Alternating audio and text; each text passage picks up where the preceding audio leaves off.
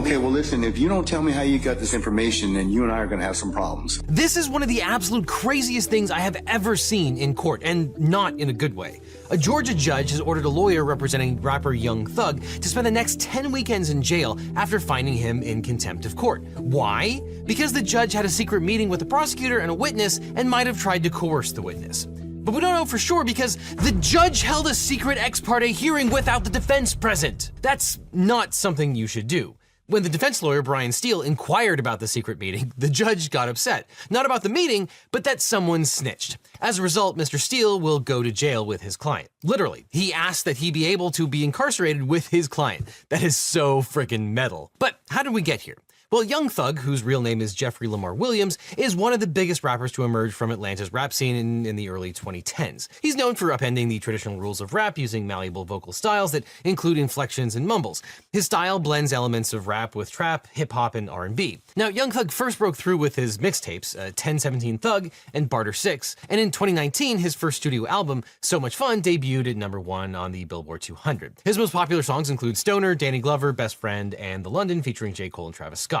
He has a record label called Young Stoner's Life. Now, in addition to being a boundary-pushing artist, Williams has faced some groundbreaking legal challenges as well. He and 5 other men are on trial in Atlanta in a sprawling criminal case. Prosecutors allege that Williams is one of the leaders of a street gang called Young Slime Life, or YSL. The indictment says that YSL is a criminal street gang that started in late 2012 in the Cleveland Avenue area of Atlanta, Georgia. YSL claims affiliation with the National Bloods gang. During opening statements, Fulton County Deputy District Attorney Adrian Love said, quote, "The members and associates of YSL moved like a pack with Jeffrey Williams as its head." Prosecutors claim Young Slime Life is involved in a range of criminal activities, including drug trafficking, murder, armed robbery, carjackings, and other violent crimes. The most serious allegation against Williams is that he rented a car that was used to murder rival gang member Donovan Thomas Jr. in 2015. Now, the Georgia Racketeer Influenced and Corrupt Organizations Act, or RICO, is typically used to target organized crime, and is currently being used to prosecute Donald Trump in Georgia. However, in practice, prosecutors use it to prosecute people participating in conspiracies that don't involve traditional mobsters.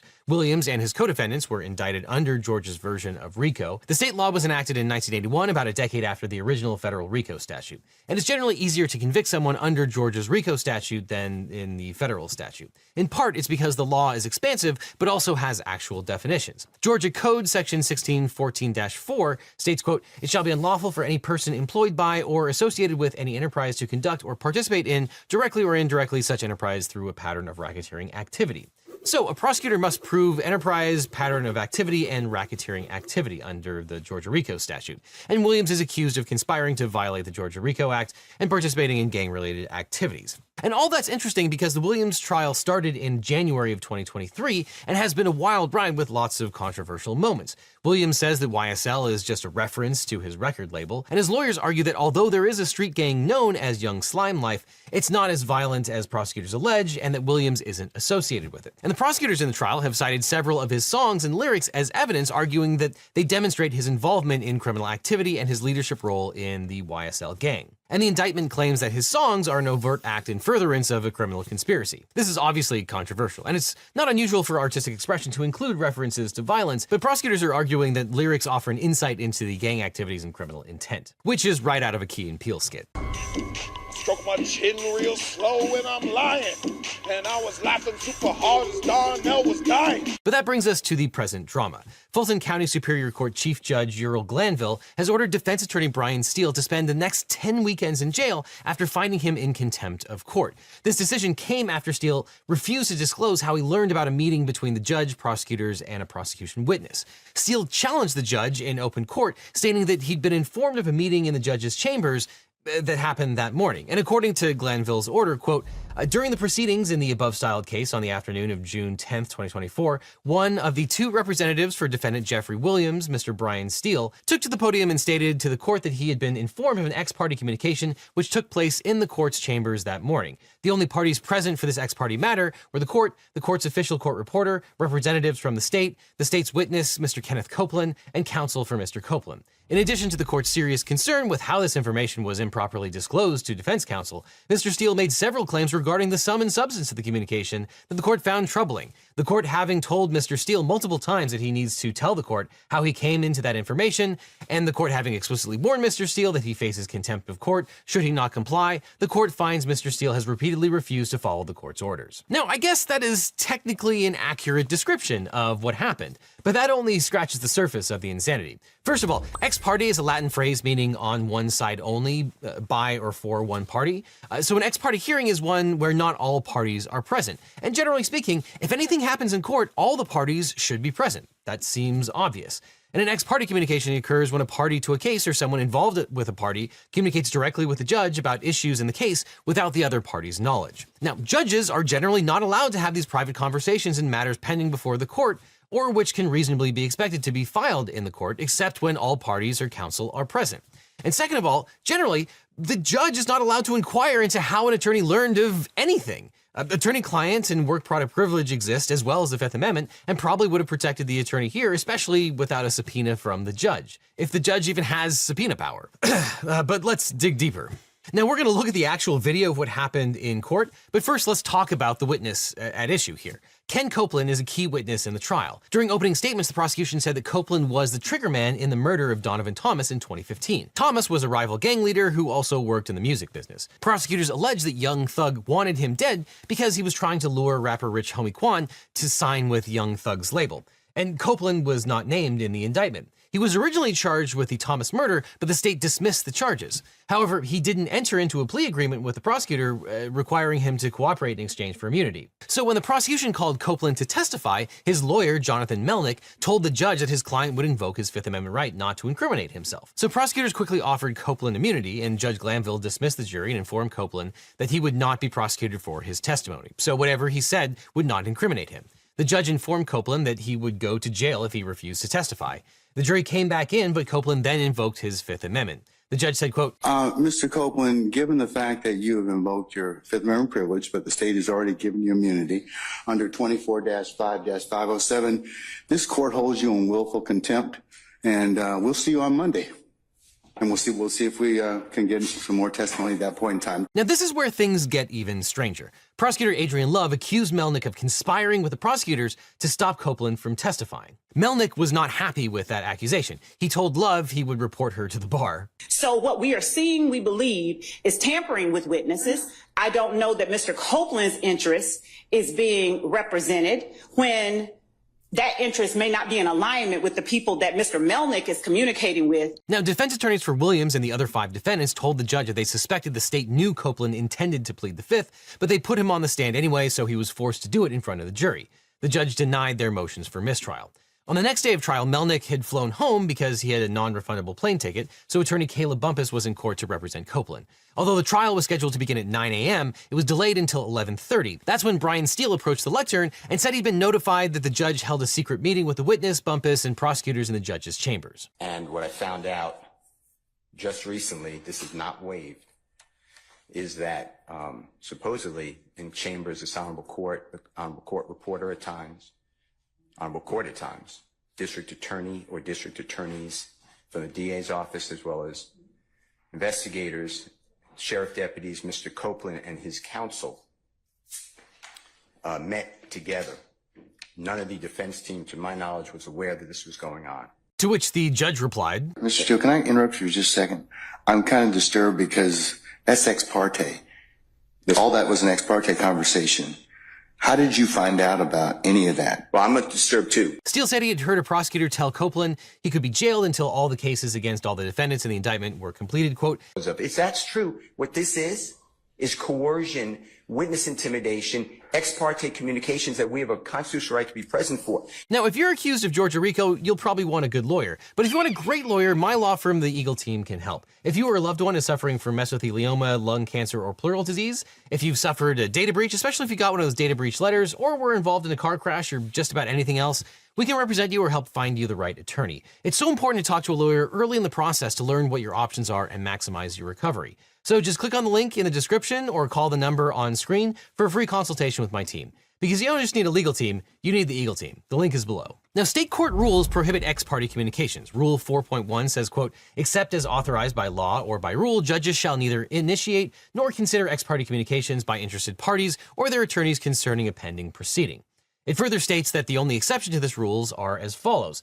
Quote, where circumstances require ex parte communications are authorized for scheduling administrative purposes or emergencies that do not deal with substantive matters or issues on the merits, provided that the judge reasonably believes that no party will gain a procedural, substantive, or tactical advantage as a result of the ex parte communication, and the judge makes provision promptly to notify all other parties of the substance of the ex parte communication and gives the parties an opportunity to respond. And in a case called Arnau versus Arnau, the Georgia Court of Appeals said that, quote, ex parte communications are presumed to have been in error. In that case, the appellate court reversed the termination of visitation rights in a divorce case because the judge had an ex parte meeting with an expert psychologist after the trial had ended, but before his ruling. Quote, although Mr. Arnau had the opportunity to cross-examine Dr. Berlin during the trial, he was denied the opportunity to cross-examine the witness with respect to any opinions he offered during the post-trial meeting with the court or to respond to any new allegations or other evidence which may have been presented to the court. Ms. Arnau argued that the psychologist didn't offer any new evidence during that meeting and only summarized his prior testimony, but that was still unacceptable to the court. Quote, furthermore, even if such a showing had been supported by the record, the fact that ex parte communication is merely cumulative would not make the consideration of such evidence harmless error. Ex parte communications are presumed to have been in error. Now, Mr. Steele has already appealed, and in the emergency motion for supersedious bond, Steele said, quote, I demanded information regarding the meeting, including the names of everyone who was present, requested a transcript of the proceedings, and made a motion for mistrial on the grounds that an improper ex parte hearing was conducted with a sworn witness, Kenneth Copeland, which violated Mr. Williams's constitutional and statutory rights, including the right to due process and a fair trial. Now, going slightly backwards in time, in court, Judge Glanville denied Steele's motions and found him in contempt. The order of contempt cites Georgia Code section 15-1-3, which says, quote, every court has the power to compel obedience to its orders and to control the conduct of persons connected with a judicial proceeding. And the judge found that Steele had violated the section of Georgia Code that states the court has the power to, quote, compel obedience to its judgments, orders, and process, and to the orders of a judge out of court in an action or proceeding therein. Now, I admit I'm at a loss as to what the judge possibly could have been doing here, but Jack Meltzer at Scotus Places came up with an interesting theory that might be applicable here. Under Georgia Code, a prosecutor can seek an order compelling a witness to testify in a criminal trial where they have been given immunity. That's pretty standard. But under Supreme Court of Georgia case law, arguably a criminal defendant doesn't have a right to be present when the prosecutor is seeking an order to compel testimony. But that particular case, King versus Georgia, is based on the idea that the defendant doesn't have a right to object to the compulsion of testimony, and therefore it doesn't matter whether the defendant is there or not. And that might be so, and maybe the judge was operating under that assumption, but that seems very different from the situation that we're dealing with here. And even if true, that doesn't mean that the state has an interest in keeping all of this secret after the fact. So what order did Steele disobey? Well, he refused to tell the judge how he had learned about the ex parte meeting. Now, judges have wide latitude to manage attorney conduct, but that doesn't necessarily mean that Steele had to disclose his sources. The Georgia Rules of Professional Conduct, which govern lawyers, says, quote, a lawyer shall maintain in confidence all information gained in the professional relationship with the client, including information which the client has requested to be held inviolate, or the disclosure of which would be embarrassing or would likely be detrimental to the client, unless the client gives informed consent. And comment 5 explains, quote, the attorney-client privilege applies in judicial and other proceedings in which a lawyer may be called as a witness or otherwise required to produce evidence concerning a client. So yeah, this means that whatever a lawyer learns during the course of representing a client is confidential and protected by privilege. So you would think that Steele cannot be compelled to give up his source, maybe even against a court order. And generally, to even be held in this kind of contempt, the conduct or statements need to interfere with the running of the trial itself. And Steele's appeal says that, quote, his statements and conduct did not interfere with or pose imminent threat to the preservation of order and decorum in the court or interfere with the orderly processes of the administration of justice, as evidenced by the fact that the court was able to continue the trial after its initial oral pronouncement holding Mr. Steele in contempt. Further, Mr. Steele's refusal to disclose the name of the individuals who informed him of the ex parte meeting, which he argued would constitute a direct violation of his duty of confidentiality imposed by Rule 1.6, in no way delayed or impacted the underlying trial. Moreover, any doubt must be resolved in favor of Mr. Steele's vigorous advocacy on behalf of his client, especially when he was raising serious concerns about the court's involvement in an ex parte contact with a sworn witness. Steele arguably had a right to know what Copeland said in chambers. And as defense attorney Andrew Fleischman pointed out, the things that Copeland said to the judge are admissible as evidence. Georgia Code section 24-6-622 says, quote, the state of a witness's feelings towards the parties and the witness's relationship to the parties may always be proved for the consideration of the jury. Now, the state insinuated that the defendants threatened Copeland not to testify against them. Megan Cuniff, who writes the blog Legal Affairs and Trials, reported Copeland's backstory. Quote, in a federal gun case from 2018 implies he took a machine gun in a pillowcase to a recreation center as an act of self-defense. As this court is aware, there were approximately 14 attempts on the lives of Mr. Copeland and or his family members leading up to his arrest in this case, according to the memo from October 17, 2018. It is these attempts and his discussion with law enforcement surrounding these attempts that led him to the decision to possess the firearm at issue. Okay, so what if Copeland was threatened by the defendants or YSL gang members? Well, that still wouldn't give the judge the right to have an ex-parte meeting with the witness. The defense lawyers can't be excluded from those conversations. But Andrew Fleischman said, quote, in the most sympathetic reading possible, there was a threat to the witness and he wanted reassurance that he'd be safe, but defense counsel still gets to hear that. If a threat keeps a witness from testifying, the state can claim the defendant forfeited the right to cross. So there are other ways the court can handle threats to a witness. But the judge ordered Steele to serve 20 days in the Fulton County Jail by spending the next 10 weekends there. All right, counsel, I've made a clarification to the order of contempt. Mr. Steele, I am going to hold you still hold you in summary criminal contempt pursuant to OCJ 15-1-3, subpart 3, for your failure to comply with my earlier order today. I'm going to order that you be taken into custody, incarcerated in the Fulton County Jail for no more than 20 days for this contempt. Those 20 days consisting of every weekend for the next 10 weekends. But in a move that will surely be recounted in lawyer cocktail parties for decades, Steele requested to serve his time in the Cobb County Jail, where Williams is being held to continue working on the rapper's defense. I'd ask that I can be with Mr. Williams and we work on our case all weekend, for all those weekends. Otherwise, I can't prepare. I speak with Mr. Williams all the time. That's up to you. And sir, I will, sir, if that comes to pass, you have my support. I will talk with our sheriff and we may be able to make that work. Okay.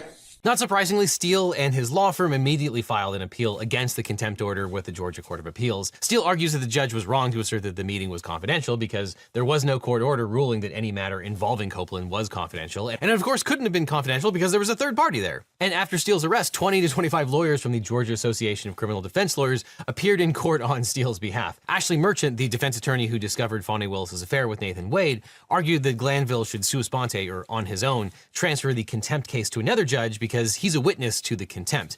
And that's almost certainly right. The judge can't be impartial in his own case. But the judge impatiently tells her that Steele won't disclose his sources, and that's why he's in contempt of court. If the court orders you to do something and you don't, that's criminal contempt.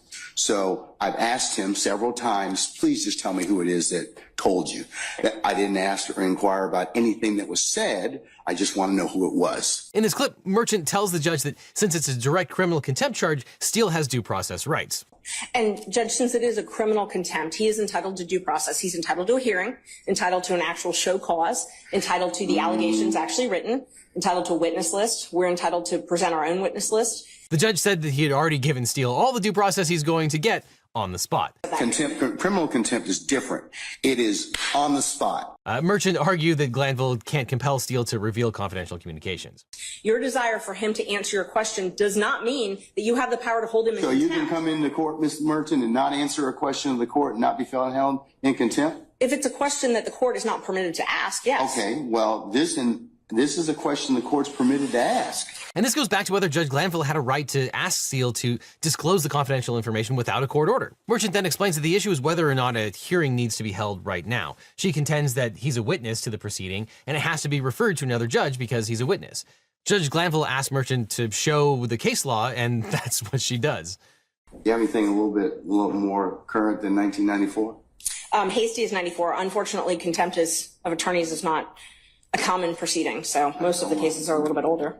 But Judge Glanville rejects those cases because he thinks they're too old. The most recent case is from 1994. But as Merchant pointed out, there aren't many cases involving lawyers being held in direct criminal contempt. Merchant cites In re Adams, where the Court of Appeals overturned a direct criminal contempt charge against a lawyer, where, quote, the trial court made the summary contempt finding without providing Adams with notice of such intent at the time the court scheduled the hearing thereon, and without providing him with an opportunity to be heard or to be represented by counsel before summarily finding Adams in criminal summary contempt of court. And that case supports Merchant's argument that in In direct criminal contempt finding, the judge has to hold a hearing and allow the lawyer to present witnesses and cross-examine the other witnesses. But Judge Glanville is not done disciplining people in his court. In a Tuesday order, Glanville asked Fulton County prosecutors, witness Lil Woody, real name Kenneth Copeland, and the witness's attorney, Kayla Bumpus, to appear in a June 25th hearing and show cause for why they, quote, should not be held in contempt for disclosing information from the ex-parte conversation to members of the defense counsel. But wait, there's more. There is so much more. Defendant DeMonte Kendrick filed a motion for the judge to recuse and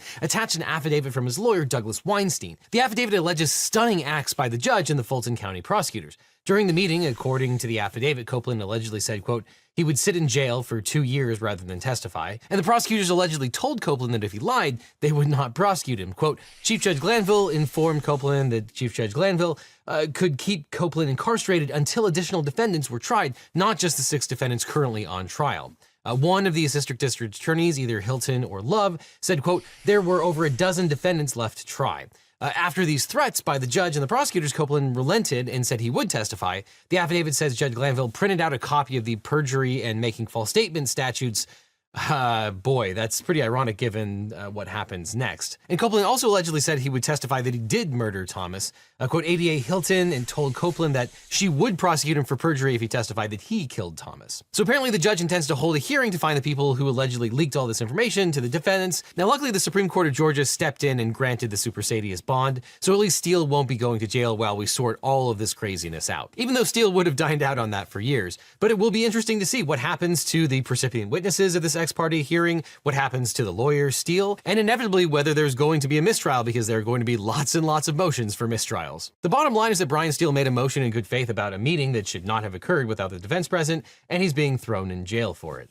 And if you're a lawyer and the judge sends you to jail, there's probably not much you can do. But if you're a lawyer or anyone else that deals with contracts, today's sponsor, Spellbook, will help you a ton and maybe keep you out of jail. Because Spellbook uses AI to review and suggest language for your contracts and legal documents right in Microsoft Word, helping you write and analyze entire contracts and documents holistically. You can draft, redline, and review contracts 10 times faster with AI. And the insights it provides me as I'm reviewing and writing documents is absolutely shocking. Now, I'll let you in on a little secret that only real lawyers know. No one starts a contract from scratch. We're always cribbing from other sources. But Spellbook is a huge time saver, whether you're a lawyer or just deal with contracts or legal documents in your job. Spellbook is trained on huge case databases, form libraries, and statutes, which means it can suggest accurate and relevant language for almost any legal document. Spellbook can draft entire documents from scratch, which are ideal for one-offs, and it can automatically build a searchable library of your most used legal language, so you can easily reuse your favorite clauses. You can use the chat prompt to give it almost any task you can think of, including generating automations for documents. And if you're analyzing a contract, which is what I usually do, it'll generate insightful comments and revisions. I plugged the latest contract I was negotiating into Spellbook, and it immediately identified a bunch of really important issues. It found contradictory clauses, missing terms, and non-defined terms. My favorite is when it pointed out that at one point the contract said 90 when it meant 90,000. Whoops. And Spellbook suggested additional clauses and ways the client could protect themselves from various situations. It found too many potentially unenforceable terms, including a ridiculous penalty term, and one clause that, quote, might be considered overly broad and could potentially be challenged in court as it restricts the party's freedom of speech for a period extending beyond the term of the agreement. Yeah, that's not staying in the contract. It even suggested business-related revisions like the right of first refusal that would hamper future engagements. Now, obviously, it can't know everything about a contract or a case. You'll still need to adjust the clauses to your liking and still need to analyze everything. But it's a fantastic starting point. So whether I'm writing a contract or litigating one, I think my first step from here on out is going to be plugging that document into Spellbook. So click on the link below for a free 7-day trial and a 15% off discount to Spellbook. Spellbook has been a massive boon for any kind of legal writing, and now you can try it for free today. It saves me a huge amount of time and makes any legal document better. So click below for a free 7-day trial and an exclusive 15% off of a subscription. After that, click on this link over here for more Legal Eagle, or I'll see you in court. It's an emergency, rebellion, an insurrection, and clearly an invasion of Mexicans. Just look at all those flags. Well, they're not a city of immigrants, they're a city of criminals. According to Donald Trump, Los Angeles is a war zone, and the only thing that can restore order is thousands of soldiers and hundreds of Marines patrolling the streets. Also, the only way to stop a fire is by lighting a match. Last Friday, President Trump sent heavily armored ICE agents in to conduct immigration raids in densely populated neighborhoods in and around Los Angeles without informing local law enforcement or city authorities. He claimed to be liberating the city from dangerous migrants, the worst of the worst, including dozens of textile factory workers, a bunch of laborers outside a Home Depot, and this guy selling fruit on the street corner. Protests immediately erupted across the city and were predominantly peaceful, but a few of them were not, including the downtown protest where about 5 parked robo-taxis were lit on fire, which, if you know anybody from Los Angeles, that's kind of a thing they do there, especially when the Lakers win the championship. But that didn't stop the Trump administration from jumping at the opportunity to grab power away from the states, even when the Constitution pretty clearly forbids it. He's also mobilized the National Guard outside of his authority, threatened to arrest Governor Gavin Newsom, and mobilized 700 active duty Marines to support ICE, rounding up even more immigrants. Yikes. On Friday, June 6th, ICE conducted a series of immigration raids in the Los Angeles metropolitan area. According to Representative Nanette Barragan, they're going to keep this up for a month. So we've been told to get ready for 30 days of enforcement. 30 days of ICE enforcement. Agents swept multiple locations in the city and took at least 118 people into custody, but 3 locations became particular flashpoints. The first was a garment factory called Ambiance Apparel in the Fashion District. Agents entered the building and interrogated the workers inside, but while that was going on, a crowd of angry protesters surrounded the building. Those protesters included David Huerta, leader of the Service Employees International Union, better known as SEIU, one of the biggest labor unions in the country, who was arrested for impeding ICE agents. Bill Asalee, the U.S. Attorney for the Northern District of California, tweeted out a photo of Huerta after he'd been slammed to the ground in the back of a cruiser with the promise to arraign him on Monday. Ah, for the good old days, when the Justice Department manual's instruction to prosecutors that they should not make any statement or disclose any information that could have a substantial likelihood of materially prejudicing a case actually meant something. See also Rule 3.6 of the California Rules of Professional Conduct. But where were we? Oh, right. ICE agents, FBI, and Los Angeles Police Department cops dispersed the crowd outside the garment factory using pepper spray and took about a dozen people to the Metropolitan Detention Center. Now, members of Congress have the right to inspect federal detention facilities. It's right there in Section 527 of the Consolidated Appropriations Act of 2024. And yet, multiple California representatives were turned away when they tried to enter that facility. Meanwhile, a huge crowd of protesters assembled outside because SEIU has 750,000 members, and they were pissed about the raids, and they were really pissed about Huerta being taken into custody. Now, the vast majority of those protesters were peaceful, but some of them were not. So ICE called LAPD, and the cops came and they caused the crowd to disperse.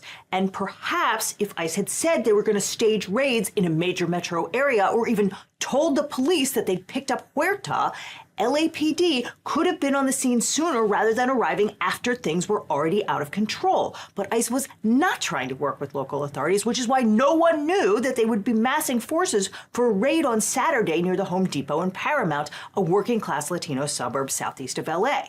But the ICE guys stick out like a sore thumb. And so, of course, people spotted them and spread the word. An angry crowd began to form around the industrial park where the agents were massing, which is hardly surprising in a town that is 82% Hispanic and 32% immigrant. And so, before long, things got totally out of hand, with kids throwing rocks and water bottles at the caravan of ICE vehicles as it fled the town. And no one is condoning violence, but it is important to understand that these are communities where ICE is doing stuff like going into elementary schools and trying to interrogate first graders. So people are scared and they are angry. After the raids and the continued detention of Huerta, there was widespread protest across the city on Sunday and Monday. But by then, the LAPD had interposed themselves between ICE and the protesters, and they were the ones firing round after round of tear gas and pepper balls and less lethal rubber bullets, including at this Australian reporter. They literally just shot this woman for no reason. Here's the LAPD on horseback beating a protester, which is a good reminder that the last time the National Guard was on the streets of LA was in 1992 after police brutally beat a man named Rodney King.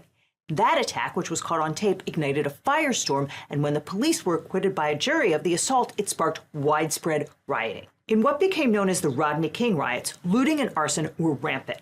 63 people were killed, more than 2,000 were injured, and 12,000 were arrested. The city suffered more than $1 billion in property damage, and those were 1992 dollars. But in 1992, Los Angeles authorities knew that if the verdict in the Rodney King trial came back not guilty, the city was going to be furious, and so Mayor Tom Bradley preemptively put the National Guard on standby and called them up on the same night of the verdict when the violence erupted. Local officials are pretty good at knowing what the vibe is in their own city, and they're also pretty good at predicting how things are going to go down. And in the case of Los Angeles last Friday, they knew that the LAPD was well equipped to deal with the gathering protests, even though the ICE raids were sprung on them without warning. And what they got was thousands of peaceful demonstrators in a couple of locations and a handful of Waymo robo-taxis torched because their cameras effectively provide surveillance footage for the police. The LAPD has extensive experience with crowd control in its own streets, and it restored order within hours of being called in, albeit by shooting rubber bullets at protesters and reporters indiscriminately. And with all love for Californians, they do know how to stage an actual riot, like when UCLA won the championship in 1995, or when the Lakers beat the Celtics in the NBA Finals in 2010, or last year when the Dodgers beat the Yankees in Game 5. So to paraphrase Crocodile Dundee, that's not a riot, this is a riot.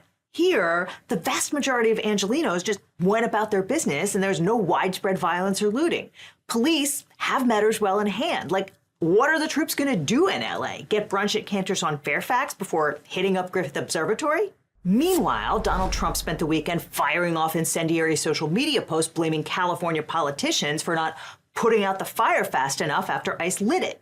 He said, if Governor Gavin Newsom of California and Mayor Karen Bass of Los Angeles can't do their jobs, which everyone knows they can't, then the federal government will step in and solve the problem. Riots and looters, the way it should be solved. Trump's border czar Tom Homan threatened to arrest Governor Newsom and Mayor Bass for crossing that line, whatever that means. I'll say it about anybody. You cross that line. It's a felony to knowingly harbor and conceal an illegal alien. It's a felony to impede law enforcement from doing their job. The president said he thought that was a great idea. What are they going to arrest him for, Mr. President? A crime has he committed?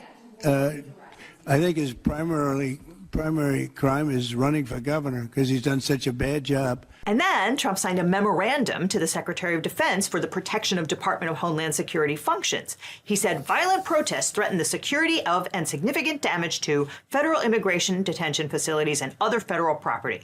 To the extent that protests or acts of violence directly inhibit the execution of the laws, they constitute a form of rebellion against the authority of the government of the United States. Think about that for a second. He's saying that protests, civil disobedience, constitutes rebellion against the United States. I mean, by that logic, this is a rebellion, but not this, of course. He went on, in light of these incidents and credible threats of continued violence, I hereby call into federal service members and units of the National Guard under 10 U.S.C. Section 12406 to temporarily protect ICE and other United States government personnel and to protect federal property at locations where protests against these functions are occurring or are likely to occur based on current threat assessments and planned operations. And he directed Secretary of Defense Pete Hegseth to call up at least 2,000 troops for a minimum of 60 days. Okay, there is a whole lot to unpack here. Section 12406 allows the president to federalize the National Guard in certain limited circumstances. That is, he can turn state militias into soldiers under the command of the federal government, not under command of the states. The first of those circumstances is when we are under foreign invasion, which we clearly are not. Although Trump says the city of Los Angeles is under migrant invasion and a whole bunch of his supporters are pointing to the presence of Mexican flags at the protest like it's evidence of something illegal. They were literally out there protesting, carrying a foreign flag. That is absolutely insane. I mean, they're not just peaceful protesters. These are illegals. These are exactly why the president is trying to secure our border. It is not illegal to fly a flag, not even a rebel flag. And lots of people in America fly flags celebrating their heritage. It's not like we freak out every March because we think we're being invaded by Ireland. Pointing to Mexican Americans waving Mexican flags like it's some kind of crime it's just racist. I'm sorry. That's all it is. The second circumstance where state militias can be federalized is in the case of rebellion, which Trump has already defined downward to anyone disobeying the law. But is there an actual rebellion here against the government? I mean, Clearly not. The third circumstance is when the president is unable with regular forces to execute the laws of the United States, which is obviously not the case. ICE arrested more than 100 immigrants over the weekend, and a whopping 6 of them were actually criminals, not just seamstresses and roofers and gardeners trying to earn a living and take care of their families. But okay, let's look at the last part of this statute. It says orders for these purposes shall be issued through the governors of the states, which certainly did not happen. California Governor Gavin Newsom did not approve this call-up of the state's National Guard. So we're batting 1,000 here. But let's go back to that declaration, because protests are First Amendment protected activity, and Trump is assembling thousands of troops to protect federal property at locations where protests against these functions are occurring or are likely to occur. So we could be looking at troops stationed anywhere in the country based on the Secretary of Defense's suspicion that there might be protests there. Not violence or rioting or obstruction, just protests, and for an unlimited length of time. After he signed the proclamation, President Trump immediately congratulated himself for restoring order to Los Angeles, despite the fact that no National Guardsmen were even on the ground yet. Pete Hegseth called the garment workers and landscapers ICE had rounded up a dangerous invasion facilitated by criminal cartels, aka foreign terrorist organizations, and a huge national security risk. And he threatened to put active duty Marines on the streets of LA, a suggestion Governor Newsom called deranged. But since then, Hegseth made good on that threat, mobilizing 700 Marines for deployment in Los Angeles. What he's going to do with those Marines is another matter. Newsom tweeted out photos of the California Guardsmen Trump summoned to Los Angeles sleeping on the floor, since the government has made no provision to feed or house them, in contrast to the ICE agents who have been put up at local hotels where they are apparently interrogating the housekeepers making up their rooms and the kitchen staff demanding ID and proof of citizenship. But with the protests being almost universally peaceful, there's very little for the National Guard to do. As David Dian of the American Prospect wrote, the protests are largely clergy members and local politicians occupying public space with crowds chanting slogans and singing "We Shall Overcome." The phalanxes of police and soldiers sent to keep the peace are more or less superfluous, which is good because there's not a lot those soldiers can legally do. Under the Posse Comitatus Act, it's illegal to use the military to execute the laws. That means the government can't use the military to enforce immigration laws or police civilians unless, over the weekend, California politicians urged protesters to stay peaceful. Gavin Newsom tweeted, "The federal government is taking over the California National Guard and deploying 2,000 soldiers in Los Angeles, not because there is a shortage of law enforcement, but because they want a spectacle. Do not give them one. Never use violence. Speak out peacefully."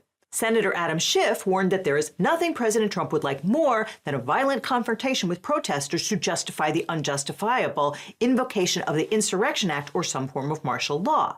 The fear here is that Trump will use minor incidents of violence as a pretext to pull the fire alarm and declare an emergency. And remember, he's claiming emergency authorization to seize Congress's tariff authority and deport migrants without due process, so probably a safe bet. Here, the emergency would be an insurrection, empowering Trump to call into federal service such of the militia of any state and use such of the armed forces as he considers necessary to enforce those laws or to suppress the rebellion. That's the Insurrection Act, which is an exception to the Posse Comitatus Act. The Insurrection Act would allow the president to call in the military and use soldiers to conduct immigration raids. So if Section 12406 allows the National Guard to protect ICE, the Insurrection Act allows the troops to become ICE. That would effectively militarize law enforcement and allow the president to occupy an American city, which is why California's leaders were so freaked out. And there are strong signals that the military is preparing to act in a law enforcement capacity.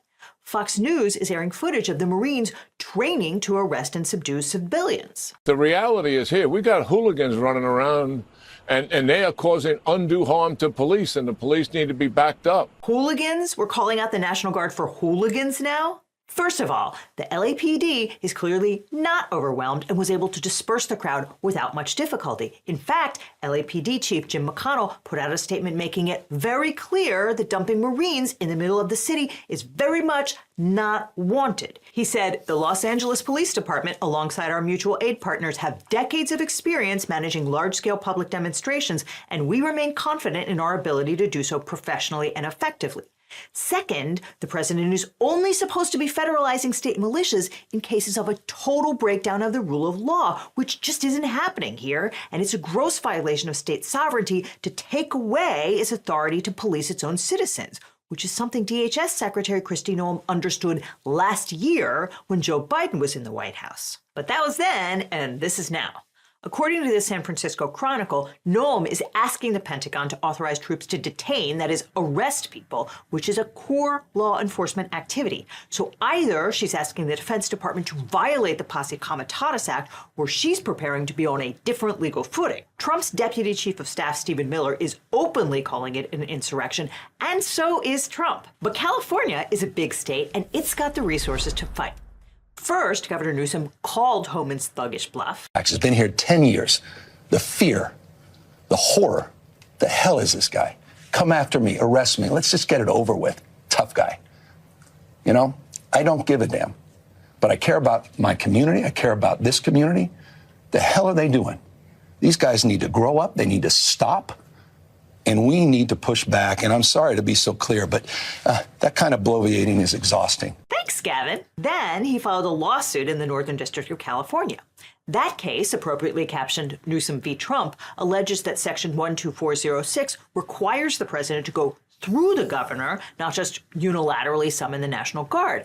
And so federalizing the California National Guard without consent of the governor is ultra vires, which is law talk for outside the law and legally null and void. The suit says that at no point in the past 3 days has there been a rebellion or an insurrection, nor have these protests risen to the level of protests or riots that Los Angeles and other major cities have seen at points in the past, including in recent years. He contrasted it with the Rodney King riots, which involved thousands of people across Los Angeles County, resulting in multiple shootouts, over 60 deaths, thousands of people injured, and more than 12,000 arrests. The implication being that was an appropriate invocation of the Guard, and this is very clearly not. Newsom pointed out that federal officials did not provide the Los Angeles Sheriff Department or the LAPD with any notice as to the planned operations or otherwise attempt to coordinate activities to protect the safety of the public, which is why they had to call out for CHIPS to rescue them when they went looking for trouble and found it. Someone could get hurt!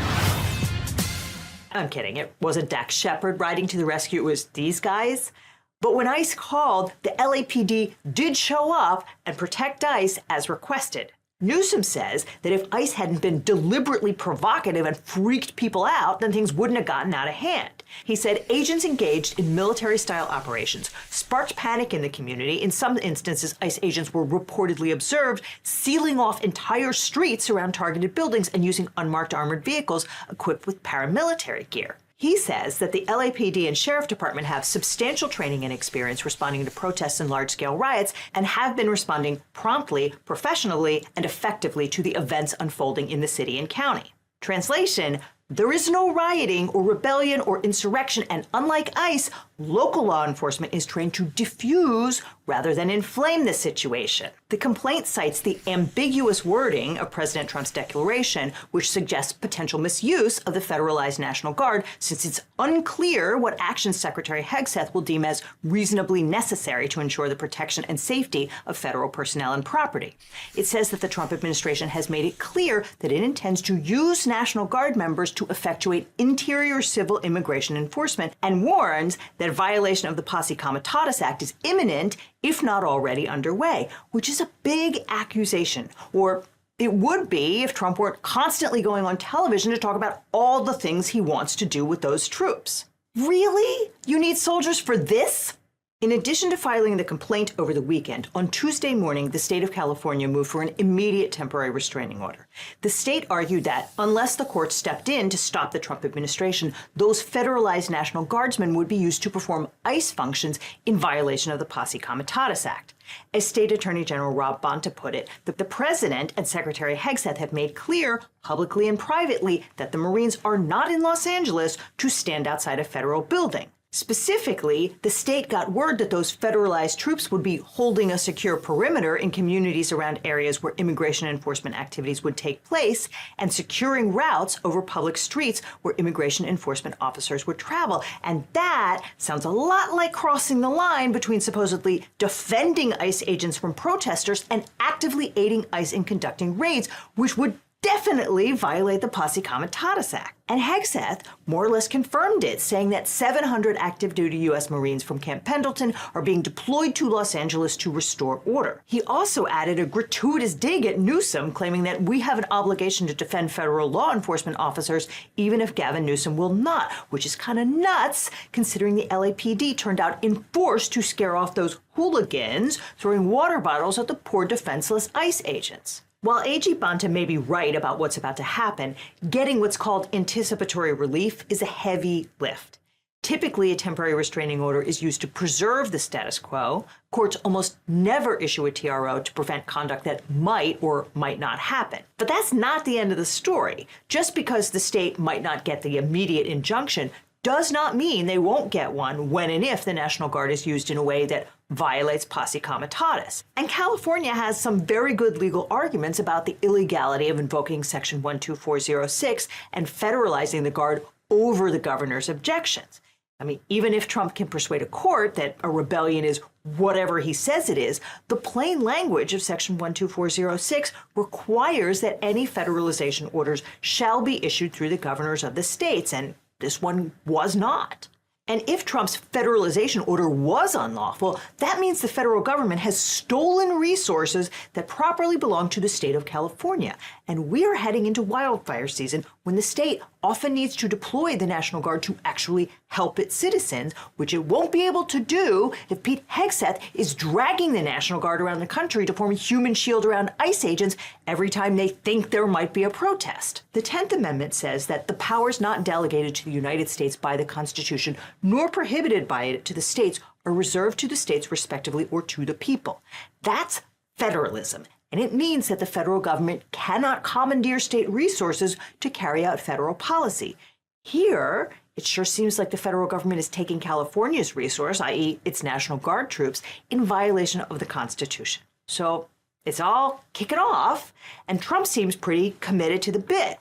Here he is at Fort Bragg taking credit for stopping a mob from burning down LA the way he single-handedly put out the wildfires by turning on the magical non-existent spigot of water. None of that happened. And yet, Trump seems dead set on pushing his version of LA as a violent hellscape where the LAPD is cowering in fear of hooligans, and the only thing that can save them is the U.S. military. Whose version of reality will win out? Will it be the Trump administration's dark vision of a city under siege, or the peaceful protesters sitting in the street singing Kumbaya?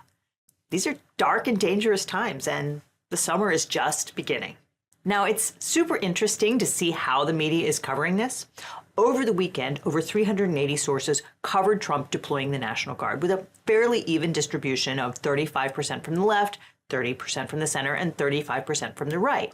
And when you examine the headlines, you see very different frames emerge that shape how readers interpret and understand what happened and why. Sources on the right place heavy emphasis on the actions of the crowd, framing them as a riot against Trump's intent to liberate Los Angeles from a migrant invasion. Sources on the left, however, were most likely to describe the crowd as a protest instead of a riot, with a few sources speculating that Trump could use this as a full authoritarian takeover attempt of the United States. And then, in the center, sources tend to focus on Trump's statements and how California leaders responded to them. The headlines you read first have immense power to shape how you understand the news, and that's why I like to see the news from as many angles as I can with the help of today's sponsor, Ground News. Ground News is a website and app developed by a former NASA engineer on a mission to give readers an easy, data-driven, objective way to read the news. And right now, they're offering LegalEagle viewers 40% off their unlimited access Vantage subscription. Scan the QR code or use the link in the description to get the discount for a limited time. Or simply download the Ground News mobile app and enter LegalEagle, all one word, as the discount code. Ground News gathers related articles from around the world and across the political spectrum so you can see the bias and compare coverage. Every story comes with a quick visual breakdown of the political bias, factuality, and ownership of the sources reporting, all backed by ratings from 3 independent news monitoring organizations. One of my favorite parts is their bias comparison feature, which highlights specific differences in reporting across the political spectrum. This can be especially helpful when reading stories from sources you've never heard of, where there's no telling who owns it or what agenda they might have. I also love their blind spot feature, which shows you stories that are underreported by either side of the political spectrum, like this related story of Secretary of Defense Pete Hegseth suggesting that the U.S. Marines could be deployed to Los Angeles. This story was largely ignored by the left, with less than 10% of sources reporting. This type of analysis helps explain why we often talk past each other and why some people seem hyper-focused on what to others seems like nonsense or fake news. Ground News is my favorite way to get the news, and as Legal Eagled, you can save 40% off the Ground News Vantage subscription by scanning the code on screen or clicking on the link down below. This subscription gives you unlimited access to every feature, including the Bias Insight tool and blind spot feed, and by subscribing, you'll support an independent news platform working to make the media landscape more transparent. So click the link below or scan the code today. And after that, click on this link for more Legal Eagle, or we will see you in court. This episode of Legal Eagle was made possible by Skillshare. Learn to think like a lawyer for free for 2 months by clicking the link in the description. Hey Legal Eagles, it's time to think like a lawyer, and I am incredibly excited to be coming to you live from VidCon in this ridiculous mansion that I wish I could show you more of because it's just absolutely insane. And luckily we have one of my personal favorite creators and probably the greatest productivity expert on YouTube in this day and age, and that is Thomas Frank. Thomas, thank you so much for being on Lawyer Interviews, YouTubers, and answers their legal questions. So yeah, no problem. I can't believe you called my house insane, though. You know, you have a very interesting style. One might call it Trump-esque. I'm really rich. Yeah, VidCon just brings a lot of craziness. Well, so why don't you tell some of the Legal Eagles out there a little bit about your channel, because I think a lot of people could really benefit from the kind of stuff that you are an expert in and you talk about all the time on your channel. Yeah, so primarily I focus on academic success and productivity. It's not just for students anymore, but it definitely started off as a student-focused channel. Originally it was all College Info Geek branding, which is my website. And as time went on, I realized high school students, middle school students, teachers, young grads, all kinds of people were watching the videos. And as I moved out of school, I realized a lot of the same techniques we used to learn effectively in college translate to being an effective employee or an effective entrepreneur or what have you. So now it's kind of hard to describe exactly what my channel is, other than to say I help people become more capable, whether it's getting the career they want, building their financial base and becoming self-reliant, or just improving the way that they learn and get things done. Yeah, I think that's a great way of describing it. It's impossible to go to your channel and not become a more efficient and productive person. So I definitely recommend everyone check out your channel. I understand that you are a business person yourself, and that you have taken some of the tools and systems that you created for college and have turned that into a whole business in and of itself, right? I am a businessman. We've got, I think, 7 people on the team right now. Wow. So it's kind of crazy. This business literally started in my dorm room during a summer job, and now it's 7 people, 5 of which are in Denver, and then we got a couple of remote contractors. So it's been a wild ride, and there have been many nights staying up Googling esoteric legalese to figure out if I'm doing things correctly or not, and I hope I am, but... Well, let's take this opportunity to talk about some of the sort of general things that either you or people in your situation have come across. Yeah, I've actually got a couple of things in mind. So the first one I want to talk about is working with contractors. Yeah. Because I work with an editor now, and he works nearly full-time with me, though he may be taking on some extra contracts here and there on the side. Right. I've got a few other people who work nearly full-time, and then a few people who work just a few hours a week. Yeah. And what a lot of people always ask when they start working with editors, working with contractors, is what defines a contractor who's independent from an employee? And I mean, as you know, there are many differences from the business person's perspective. Right. With an employee, you have to provide benefits, you have to provide a whole host of other things. You got payroll going, and with a contract, it's really just, you know, a 1099 at the end of the year if you're American, and you know, either a handshake agreement or a written contract, and that's kind of it. So, from the perspective of the person running the business, it's a lot easier to do the contractor route, right? Often, yeah. And I think you hinted at some of the repercussions that come as a result of making that distinction between someone that you're working with and saying that they are an independent contractor versus an employee. There are, of course, the benefits that you have to deal with, but there are all kinds of legal protections that are afforded for employees that are not afforded to independent contractors, and there are tons of tax implications too. And I wish I could give you a really satisfying answer that here are the 3 things that you must do, but unfortunately, in most states and under the federal government as well, there are tons of different standards depending on which jurisdiction you're in. And on top of that, almost all of the standards have dozens of different questions that you have to answer in terms of weighing one way or the other, and there's no bright line. Under the federal guidelines, the U.S. government tends to break it up into 3 sections. There's behavioral control, there's financial control, and then there's the relationship itself. Yeah. And you're just weighing a bunch of different factors. So in terms of behavioral control, if the employer, whether you're employing an employee or an independent contractor, has the right to define how the person does their work, that leads to more of an employee than an independent contractor. Okay. Whereas if the person who is doing the work can control the manner in which it's done, if they use their own tools, if they have the ability to start and stop whenever they want, that's more indicative of an independent contractor versus an employee. Yeah. On top of it, there's the question of, can they be fired at any time, or if they have to stay for the duration of the job? And ironically, if you have the right to fire them whenever, that's more of an employee relationship. And really? Yeah, if you have the right and the obligation to finish the job, that's more of an independent contractor, because generally the independent contractor is more of a person who's hired for a specific job. Right. And that leads to some of the financial considerations. Is the second overarching question, including the financial control of the worker. If the worker has the ability to make decisions that will affect the profitability of that specific job, that is more of an independent contractor. So like someone like a video editor, for example, they could choose to work all night and get a job done, or they could choose to work whenever they want. And those are decisions that can affect the profitability of the job. Which makes them more of a contractor. Correct. Okay. Correct. And you know, the big one traditionally has been, are you allowed to work with other people? Right. So part of the classic independent contractor is like a plumber that owns Bob's Plumbing Company, and he might work with you and he might work with a whole bunch of other people. And that kind of financial freedom is something that is indicative of an independent contractor relationship. We think of employees as having one job. You show up 9 to 5, you get a salary, and you can't work for anybody else. You're not really supposed to moonlight.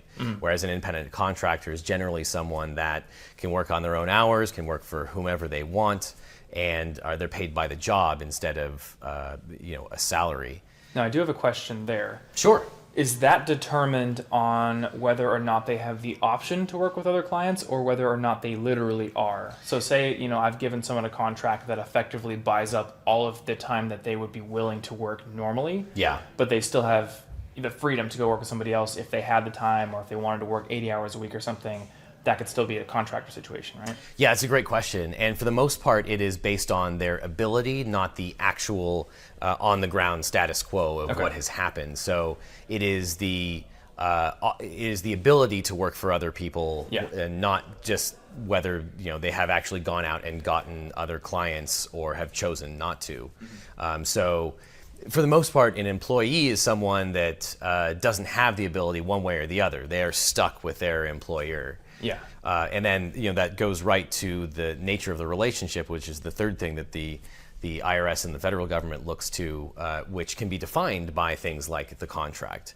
Just because you write in the contract with someone that they are an independent contractor or an employee That's not dispositive, but it's certainly good evidence one way or the other, because we like to sort of reward the meeting of the minds, and we assume that if you signed a contract that you have agreed to those terms, and that's good evidence that you have agreed to that particular relationship. Right. And of course, the law is what it is. So just because you've written it in a contract doesn't mean it's true. But it helps to define that relationship. Yeah, exactly. And then classically, along with that relationship is the question of benefits. And if you provide them to the worker, then that is another piece of evidence that they are an employee rather than an independent contractor. So if you start providing benefits out of the goodness of your own heart or something, that would actually start to move you into that employee classification. No good deed goes unpunished in the legal world. Okay. Yeah, that's definitely how it can go. Okay, so I have one final follow-up question for you, and this is for people who are just working on their own. Maybe they have contractors, maybe they don't. But I would say the majority of YouTubers out there are sole proprietors. Yeah. At least the ones in the US. Or, Right. maybe there's an equivalent overseas. But, you are the business. You are a businessman. So the profit of the business is your paycheck, and that's kind of all there is to it. So for those people, what is the benefit of establishing an LLC or some other kind of like legal entity for your business that separates you from it? Yeah, it's a great question, and there are a lot of myths about it. It's really fairly simple because, as you say, as a sole proprietor, if you incur a debt on behalf of your company or you do something wrong and you incur liability for a contract or some tort, that the person who's been wronged can come after you personally. So the point of having an entity at all is to shield liability, so that if someone files a lawsuit, they can get all the assets of the company, but they can't come at you and your personal assets. And so that can be a very important thing. It's effectively a type of insurance to make sure that there's a barrier between what your company does and what happens to you. Okay. And traditionally, historically, in order to get that kind of protection, you had to form a regular corporation, which was taxed when profits come into the company and then taxed again when you take those profits out and you take a salary as a double individual. taxation beast. And that is a very American thing. Ironically, a lot of European countries don't have quite that system of double taxation. And one thing that most states have done is created sort of a hybrid system, which is an entity that provides some liability insurance, but from a tax perspective, you don't have to pay double taxation, and it's called what's called a pass-through. Yeah. So the profits come into the company, they aren't taxed at the company level, but the taxes at the end of the year are considered your personal income. And so you will pay personal income taxes on the profits that come to you. Yeah. So from a creator perspective, the reason you might want to create a LLC is to shield yourself from potential liability from crazy people that are out there, or maybe lawsuits that you might get into. It allows you to have that same kind of legal protection while only paying taxes once as income tax when it comes to you. So financially, you're still the business essentially, but legally you are not. Exactly. Now, I've heard that it's a myth that liability protection is bulletproof. Yeah, that is definitely the case. When you form an entity, whether it's an LLC or a corporation, what generally business people need to do is they need to have a separate business account, and you have to be very careful about separating all of your business things from your personal things. Because there's a concept in the law called piercing the corporate veil, where the court will say, you're not really two separate things. You've mixed your own money with the corporation's money, and as a result, we're going to disregard the corporate form, and we're just going to go after you in particular. So, if someone has questions about them, there are some really good resources online that will help you form an LLC and explain the process. Yeah. But the last thing you want to do is go through the hassle of forming an entity only to basically make it null and void and lose that protection. Yeah, well, I know what my accountant told me is have a separate business bank account, separate personal bank account, and then up from there, separate credit card that you pay with your personal bank account, and then a business credit card you pay with your business bank account.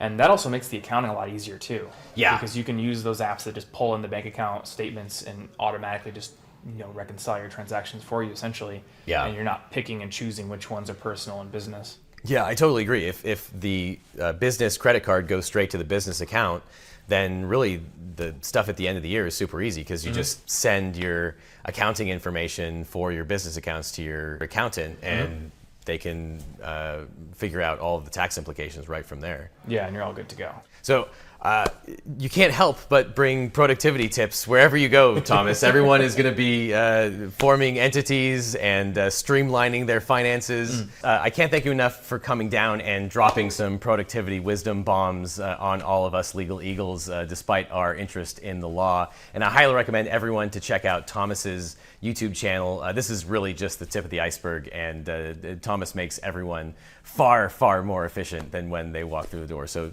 Thomas, thank you so much. Yeah, and thank you for the legal answers.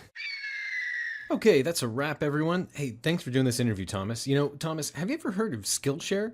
It's an online learning platform with over 30,000 classes. I think you'd really like it. But oh, what's that? You have a Skillshare class already. It's called the Productivity Masterclass, How to Create a Custom System That Works. It teaches people how to transform their personal and professional life by creating simple, customized productivity systems. Yeah, I guess that does sound pretty good. I mean, I guess people should go watch that. Okay, fine, Smarty Pants, but did you know that Legal Eagles will get 2 free months of Skillshare when you click on the link below?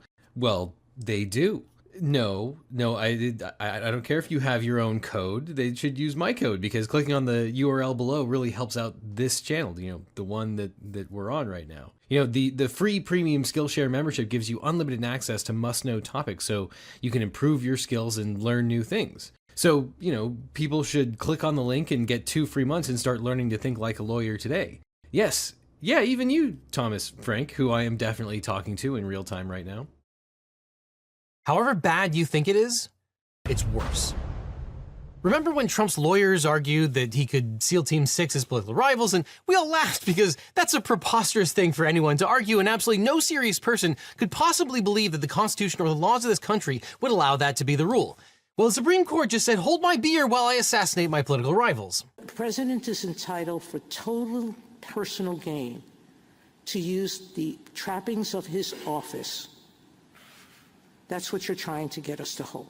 Yes, the Supreme Court has effectively given law-breaking presidents, and we're not singling any one law-breaking president out or anything, could be any felonious president, almost absolute immunity from criminal prosecution. And where the court did not grant outright absolute immunity, it gave presumptive immunity and procedural protections that might as well have been absolute immunity. And while unofficial acts of the president still receive no immunity, the crap cherry on top of this crap sundae is that even though a president now has immunity from criminal prosecution for official acts as president, a prosecutor cannot even use official acts as evidence in a prosecution over unofficial acts, which makes prosecution of some unofficial acts virtually impossible. Whether you are a Republican or a Democrat, this is a terrible decision for democracy, possibly a top 5 worst Supreme Court decision of all time. Happy July 4th, everyone!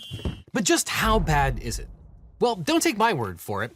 Justice Sotomayor says, quote, the court effectively creates a law-free zone around the president, upsetting the status quo that has existed since the founding. This new official acts immunity now lies about like a loaded weapon for any president that wishes to place his own interests, his own political survival, or his own financial gain above the interests of the nation.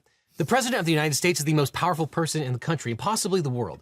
When he uses his official powers in any way, under the majority's reasoning, he now will be insulated from criminal prosecution. Orders the Navy's SEAL Team 6 to assassinate a political rival? Immune. Organizes a military coup to hold on to power? Immune. Takes a bribe in exchange for a pardon? Immune, immune, immune, immune. Let the president violate the law. Let him exploit the trappings of his office for personal gain. Let him use his official power for evil ends. Because if he knew that he may one day face liability for breaking the law, he might not be as bold and fearless as we would like him to be. That is the majority's message today. Justice Sotomayor concludes that the opinion marked a sea change in the relationship between the people and the president. Quote, in every use of official power, the president is now a king above the law. But how did we get here? Well, until now, executive immunity was a court-created doctrine that shields presidents from most civil lawsuits involving conduct that occurred during their presidential terms. There's no explicit constitutional text granting the president immunity, but in Nixon versus Fitzgerald, the Supreme Court ruled that a president is entitled to absolute immunity from legal liability for civil damages based on his official acts, including acts on the outer perimeter of his duties. The court defined a president's official duties quite broadly to prevent future presidents from being sued for, quote, virtually every allegation that an action was unlawful or was taken for a forbidden purpose. The court explained that it was, quote, settled law that the separation of powers doctrine does not bar every exercise of jurisdiction over the president of the United States. To determine whether a particular type of suit against a president or former president could be heard, a court must balance the constitutional weight of the interest to be served against the dangers of intrusion on the authority and functions of the executive branch. Indeed, in Clinton versus Jones, the Supreme Court found that under that rubric, the president does not have immunity from civil suits for conduct before they became president. So until now, virtually every lawyer and judge in the country assumed that while executive immunity would shield civil lawsuits because the president could be sued by almost anyone in the country over almost anything, that criminal prosecutions would be different. Why? Because it's way more important that a president be bound by criminal law and not commit heinous criminal acts, even in service of their duties. Plus, there are way more safeguards against criminal prosecution than civil suits. But Trump moved to dismiss his D.C. prosecution on immunity grounds. He lost at the trial court and appealed the decision. Judge Tanya Chutkan stayed the criminal proceedings pending the outcome of the appeal. The D.C. Circuit upheld the lower court's ruling that, quote, former President Trump has become citizen Trump with all the defenses of any other criminal defendant. But any executive immunity that may have protected him while he served as president no longer protects him against this prosecution. The circuit court ruled that presidents are not above the law. Quote, the president has a constitutionally mandated duty to take care that the laws be faithfully executed. As part of this duty, the president is responsible for investigating and prosecuting criminal violations. It would be a striking paradox if the president, who alone is vested with the constitutional duty to take care that the laws be faithfully executed, were the sole officer capable of defying those laws with impunity. The circuit court's decision was widely praised as a well-constructed opinion that came to the only logical conclusion. But then it arrived in the Supreme Court.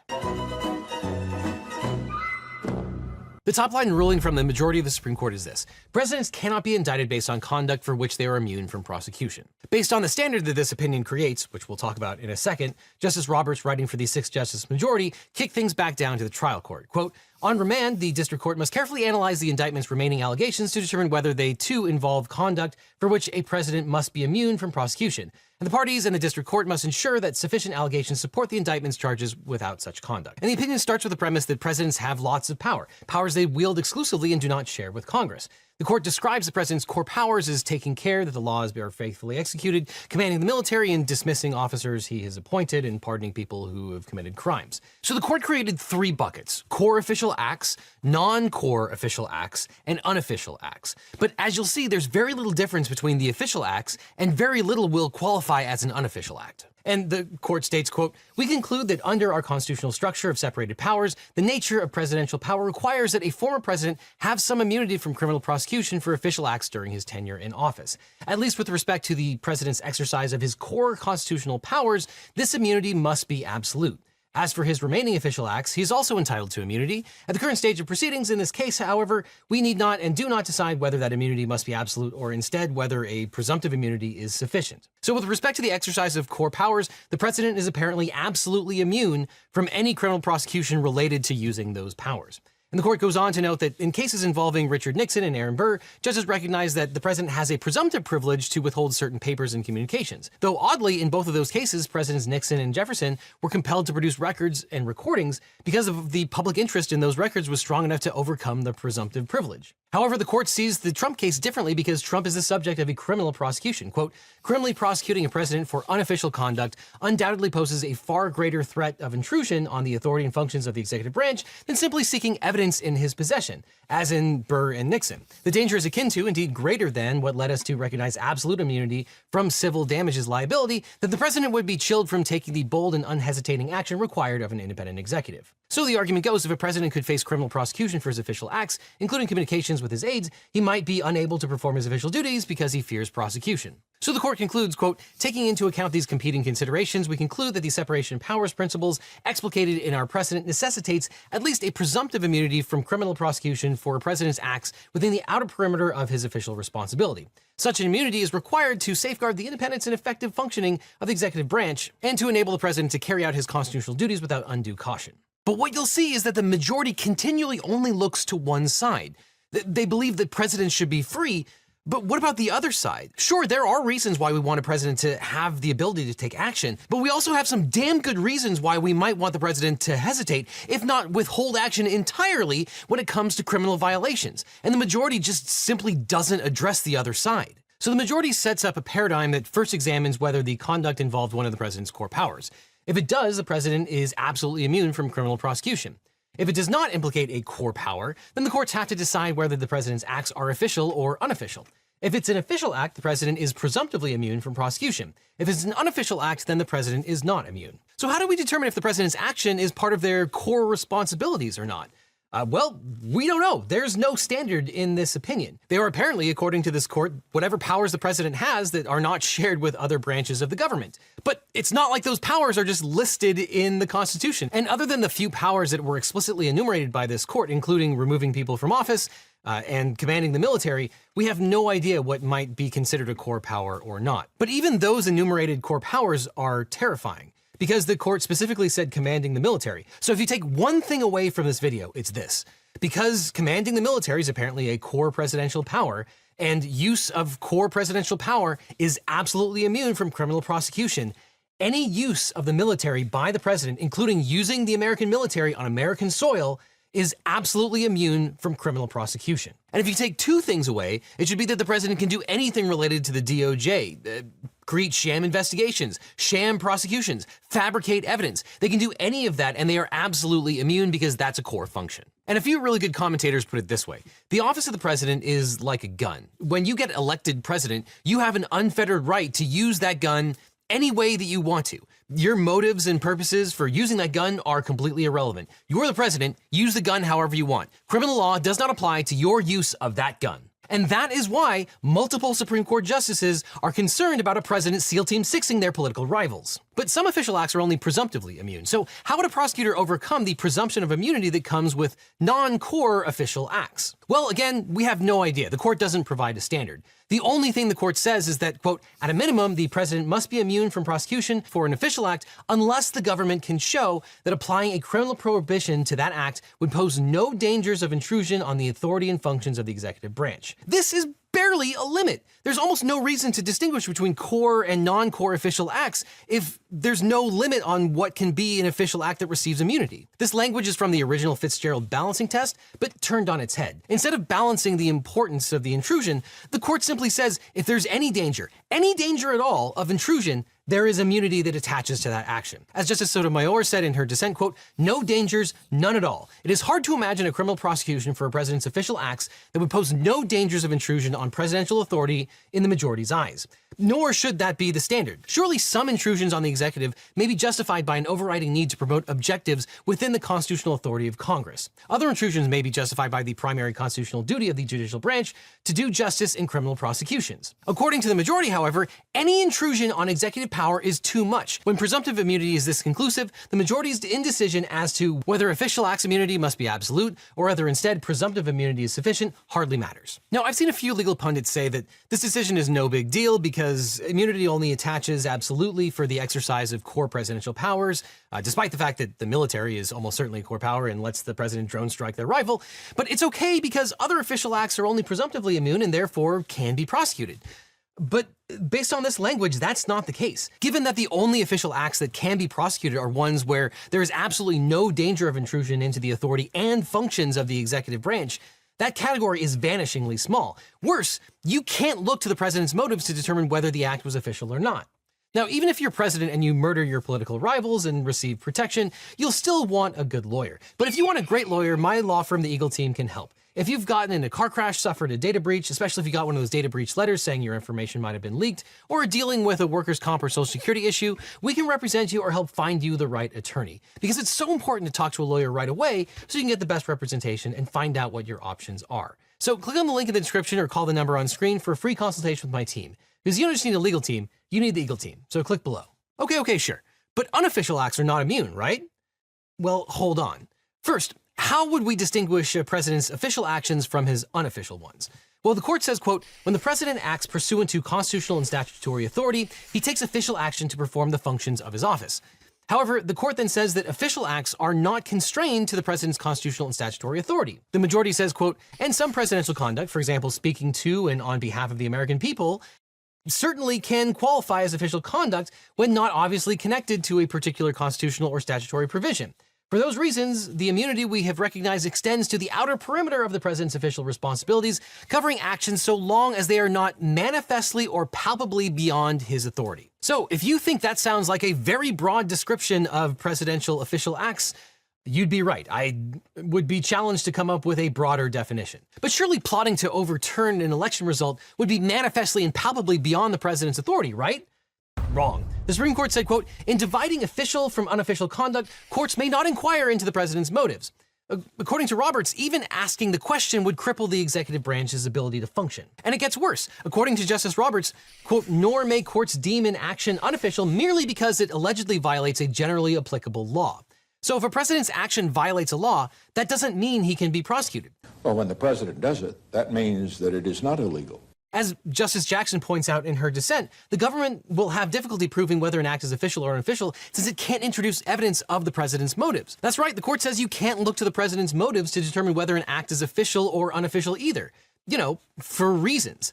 The only question is whether the president has the power or not. And Justice Jackson points out the problem with this means-only or authority-only approach in her dissent in a footnote. She says, quote, "To fully appreciate the oddity of making the criminal immunity determination turn on the character of the president's responsibilities, consider what the majority says is one of the president's conclusive and preclusive prerogatives, the president's power to remove those who wield executive power on his behalf. While the president may have the authority to decide to remove the attorney general, for example, the question here is whether the president has the option to remove the attorney general by, say, poisoning him to death. Put another way, the issue here is not whether the president has exclusive removal power, but whether a generally applicable criminal law prohibiting murder can restrict how the president exercises that authority. And the implied answer in that footnote is that the president is free to poison any member of their staff or cabinet because they have authority to remove that person. They've got the power, so any means whatsoever would be an official act. And I'm not being histrionic here. Justice Sotomayor says the majority allows the president to send SEAL Team 6 to kill their political rival. Justice Jackson says the majority allows the president to poison any member of their staff. This isn't just me. These are the dissenting justices on the Supreme Court. This is what I meant when I said this was bad. And this policy argument on which they 100% rely stems from the idea of separation of powers. But it also turns that idea completely on its head, because part of separation of powers is checks and balances. And here, they've organized things in a way that the executive is completely unchecked by either of the other branches of government. And while the majority opinion is 43 pages long, it never got around to defining unofficial acts. So while it provides tons of guidance on what is an official act and is therefore immune from prosecution, they give zero guidance whatsoever on what is an unofficial act and therefore would be prosecutable. All we know is that official acts which are immune are anything within the outer perimeter of the president's official responsibilities, covering actions so long as they are not manifestly or palpably beyond his authority. That's almost anything a president does. So the court has also made the official versus unofficial distinction almost meaningless. As Justice Sotomayor says, in fact, the majority's dividing line between official and unofficial conduct narrows the conduct considered unofficial almost to a nullity.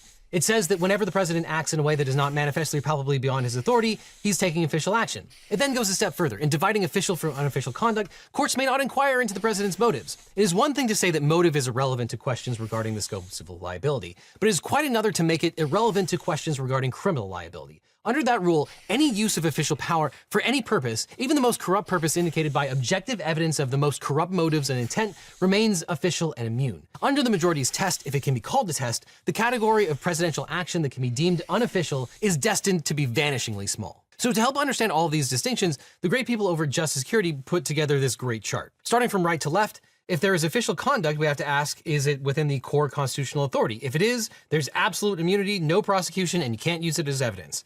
If it's not core constitutional authority, you have to ask, does it pose any danger of intrusion on the authority and functions of the executive branch? If it does, no prosecution, can't use it as evidence. If it doesn't pose any dangers of intrusion on the authority and functions of the executive branch, then there is no immunity and you can use it as evidence in a prosecution. Then going back up to the top of the chart, if the conduct is 100% unofficial, then yes, you can prosecute it. But remember, you cannot use any official acts or anything that was deemed an official act as evidence in that particular trial. Now, when courts address constitutional questions, they're generally bound by principles of judicial restraint. Now, the consequences of this decision are not just about Trump. It applies to all presidents for the foreseeable future. And that's why it's important to understand the criticisms of this decision and why it's so dangerous. So let's start with one of the court's first big leaps, the idea that immunity shields a president from criminal as well as civil penalties. Why did the majority grant such sweeping immunity? Well, according to the majority, quote, the purpose of a vigorous and energetic executive, the framers thought, was to ensure good government, for a feeble executive implies a feeble execution of the government. They pull that line out of context from Federalist 70, and that's about it. You apparently can't have any enfeeblement whatsoever of the president, even though every president for the last 250 years has assumed they could be criminally liable for at least some of their conduct. But that's it. That's all the support they have. It's just a policy argument that a vigorous, unencumbered presidency is good, therefore almost full immunity.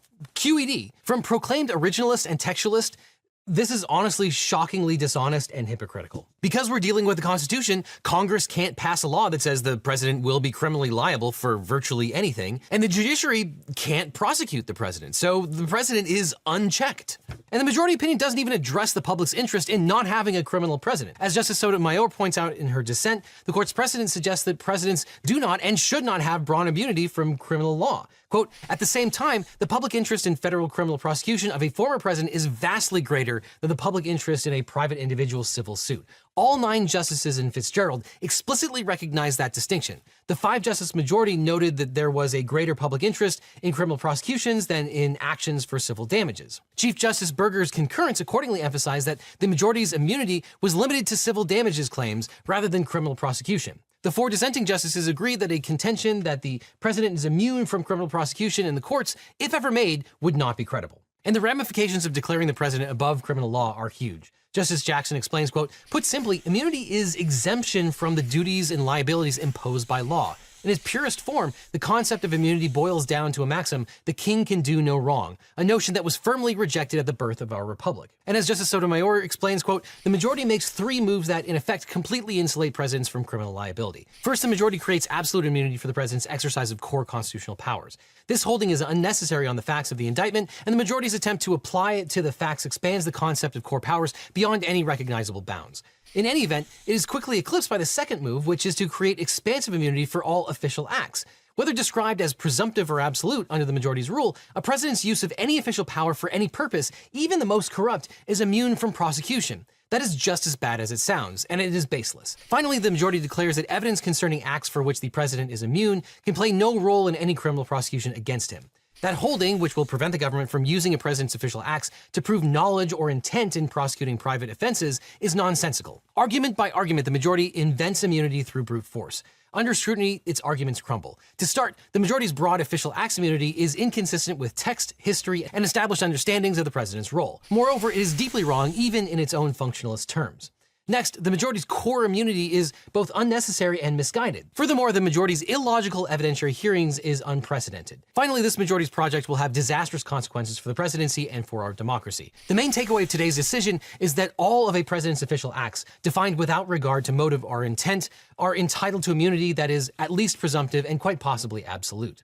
Whenever the president wields the enormous power of his office, the majority says the criminal law, at least presumptively, cannot touch him. The official acts immunity has no firm grounding in constitutional text, history, or precedent. Indeed, those standard grounds for constitutional decision-making all point in the opposite direction. No matter how you look at it, the majority's official acts immunity is utterly indefensible. Now, the 6 conservatives in the majority, all of them self-described strict textualists, were really offended by this comment. They say that, quote, a specific textual basis has not been considered a prerequisite to the recognition of immunity. And Justice Roberts tries to rebut Sotomayor by noting that the Constitution is silent on all matters related to prosecuting ex-presidents. Quote, conspicuously absent is the mention of the fact that since the founding, no president has ever faced criminal charges, let alone for his conduct in office. But that's entirely Sotomayor's point. She says the Constitution's silence is noteworthy in at least 3 respects. Quote, first, the framers clearly knew how to provide for immunity from prosecution because they did give narrow immunity to legislators via the speech or debate clause. She says, quote, they did not extend the same or similar immunity to presidents. This is classic textual interpretation.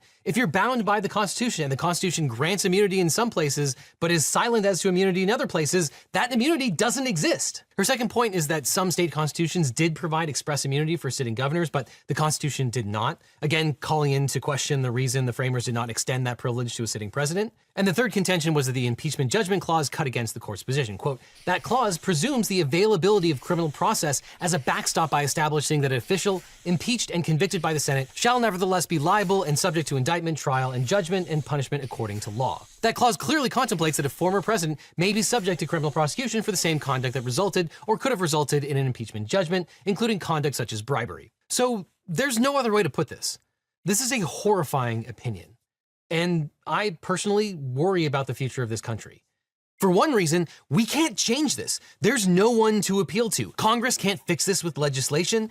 We can't appeal to the courts because the highest court in the land says that the immunity exists and it's almost always absolute. The Constitution is the highest law of the land, and it's effectively like the Supreme Court has amended the Constitution to include an immunity that has never existed before with zero basis in the text and history of the Constitution.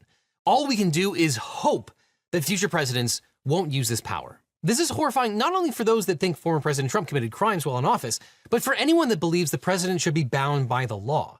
As of today, for many, many actions, regardless of their inherent criminality, the president is immune. And even if you believed every crazy thing that has been alleged about Biden and the Biden crime family, this decision would immunize almost every allegation that has been levied against them. And of course, the shadow of Trump's actions looms large, but I wouldn't want this opinion to come down during any presidency.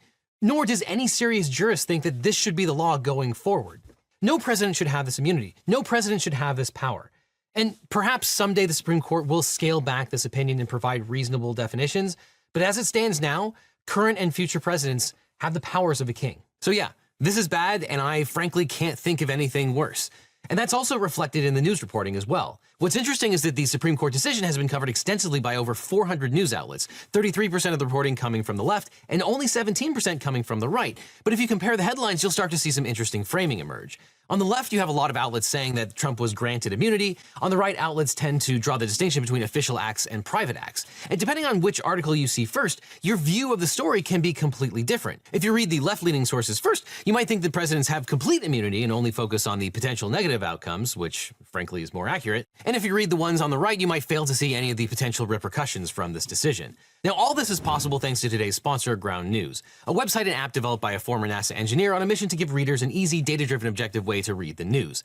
Ground News gathers related articles from around the world and across the political spectrum so you can see the bias and compare coverage. Every story comes with a quick visual breakdown of the political bias, factuality, and ownership of the source's reporting, all backed by ratings from 3 independent news organizations. One of my favorite parts is their bias comparison feature, which highlights specific differences in reporting across the political spectrum. This can be especially helpful when reading stories from sources you've never heard of, which could be run by total nutjobs. And I also love their blind spot feature, which shows you stories that were underreported by either side of the political spectrum. And it helps explain why we often talk past each other and some people seem hyper-focused on what seems like nonsense, often because some random blog post went viral among certain groups. But that's why Ground News is my favorite way to get the news. And as a legal eaglet, you can save 40% off the Ground News Vantage subscription by clicking on the link that's on screen or down below. This subscription gives you unlimited access to every feature, including the Bias Insight tool and blind spot feed. And by subscribing, you'll support an independent news platform working to make the media landscape more transparent. So click on the link below to get 40% off your subscription. And after that, click on this link over here for more Legal Eagle, or I'll see you in court. Calm down, you guys. Arresting judges was bad, but we don't need to panic until they come for the mayors. Sorry, what? Oh.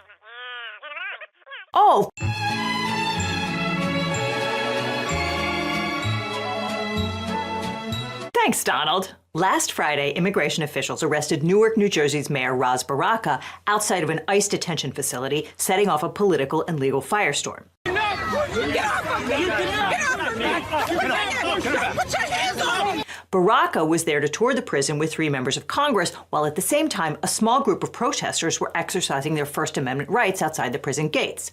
Now, members of Congress have the legal right to tour federal facilities at any time, but mayors do not. Baraka was told to leave, and he complied, but then one thing led to another, and he was cuffed outside the prison gates. The Trump administration was quick to frame their version of the story to the media. When these Democrat politicians and protesters stormed that gate and got to the first security checkpoint. So when you're seeing any of these people being restrained, it's because they illegally broke into this facility. But we have got the receipts. So buckle up, because today we're heading into one of the most explosive stories in recent memory. It involves a sanctuary city, congressional privilege, a simmering feud between the president and a local politician, perverse interpretation of the law, and at the heart of it, a $1 billion contract with a private prison company. Newark's Democratic Mayor Ras Baraka is an interesting guy. He's been a high school principal, he appeared on The Miseducation of Lauryn Hill, one of the biggest R&B albums ever, and he's running to succeed New Jersey Governor Phil Murphy. Unsurprisingly, Baraka does not support rounding up millions of immigrants and deporting them, and he's been beefing with Trump since his first term when Baraka signed an order cementing Newark's status as a sanctuary city. Sanctuary cities are jurisdictions that limit their cooperation with federal immigration authorities, especially when it comes to the detention and deportation of undocumented immigrants. So within days of Trump's second inauguration, ICE began raiding work sites in Newark and arresting undocumented immigrants. Baraka says that ICE detained U.S. citizens and military veterans without a valid judicial warrant. He's also vehemently opposed to the president's plan to use the city as a hub to detain and deport immigrants in the New York metropolitan area. This conflict centers around a private for-profit prison known as Delaney Hall on the Newark Bay waterfront. The Biden administration closed the facility, but on February 27th, for-profit prison company The Geo Group announced that it had signed a 15-year, $1.2 billion contract to, quote, provide support services for a federal immigration processing center at the company-owned 1,000-bed facility. The company boasted that it would rake in $60 million a year to run the largest immigration detention center in the New York metro area. The windfall contract set off a firestorm in New Jersey politics. Governor Murphy says Delaney Hall is illegal under state law. That's because 4 years ago, the state enacted a statute banning private companies and public New Jersey facilities from signing or renewing contracts to operate federal immigration detention centers. That law has been tied up in the courts since another private prison company, CoreCivic, sued, alleging that the law violates the Supremacy Clause, which says that when state and federal law conflict, federal law wins. And in August of 2023, Judge Robert Kirsch, a Biden appointee, agreed. The state appealed, arguing their case before the Third Circuit on May 1st. Meanwhile, the city of Newark alleged in its own lawsuit that ICE renovated the prison without the proper permits, inspections, and certificates of occupancy, creating serious safety risks. A prison spokesperson says that the building has a valid certificate of occupancy that is issued by the city of Newark and claims that this is just another unfortunate example of a politicized campaign by Sanctuary City and open borders politicians in New Jersey. The prison opened and ICE began housing detainees there. Mayor Baraka joined protesters outside Delaney Hall several times before Friday, May 9th without gaining entry. But on that day, Baraka was joined by 3 members of New Jersey's congressional delegation, Representatives Bonnie Watson-Coleman, LaMonica McIver, and Robert Menendez Jr. Representative Watson-Coleman said, "We've heard stories of what it's like in other ICE prisons. We're exercising our oversight authority to see for ourselves." Representative McIver said, "As congressional members, we have the power to conduct oversight. That's what we're here to do." It appears that Baraka went inside the gate with the representatives, but he was turned away in the facility's parking lot because he's not a member of Congress. We went inside and were there for over an hour and a half. When we came back, that's when we saw the mayor. The mayor left to go back to the public side of the gate. My understanding is that he was allowed in. And when I say allowed in, I mean no more than 3 steps onto the other side of the gate when ICE approached him about having to leave because he was trespassing. He goes to the other side of the gate, back to the public side, right? The gate closes. Again, that's where this all should have ended. But instead, they chose to open the gate back up, leave the ICE area to the public side, and that's where they arrested him and put him in handcuffs. Representative Coleman said that someone on the phone with ICE officials ordered them to arrest the mayor when he was on his way back to the public side of the prison. He was invited inside of the gate to have the conversation. When we all got down there to the end, they told him that he had to go back into the public area where the protesters were, and he willingly, quietly, and respectfully did as they asked. They were talking to people on the phone, and we finally heard, okay, we're going to arrest the mayor. So what stands out from those accounts is that ICE allowed Baraka into the parking lot and then told him to leave, which he did. So they say that ICE agents followed Baraka to the public side outside the gates where protesters had gathered and arrested him, and the footage does seem to confirm it. I mean, here you can see Baraka voluntarily leaving after a conversation with a federal official in a jacket that has a Homeland Security logo. And then Representative Menendez walks over to the gate and says that ICE is going to arrest Baraka. We're talking about coming back to arrest you. And then Baraka says, "I'm not on their property. They can't come out on the street and arrest me." Minutes later, several ICE agents, some of them wearing face masks, surrounded Baraka and others on the public side. And as protesters shouted shame, Baraka was dragged back through the security gate in handcuffs.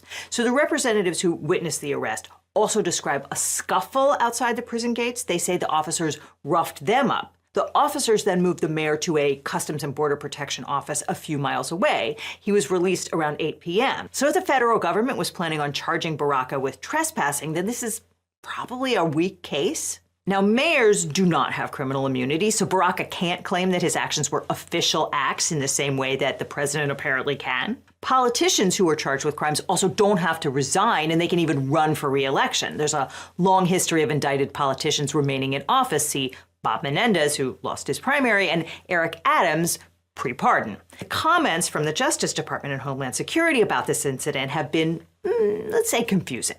DHS put out a statement saying, today, as a bus of detainees was entering the security gate of Delaney Hall Detention Center, a group of protesters, including 2 members of the U.S. House of Representatives, stormed the gate and broke into the detention facility.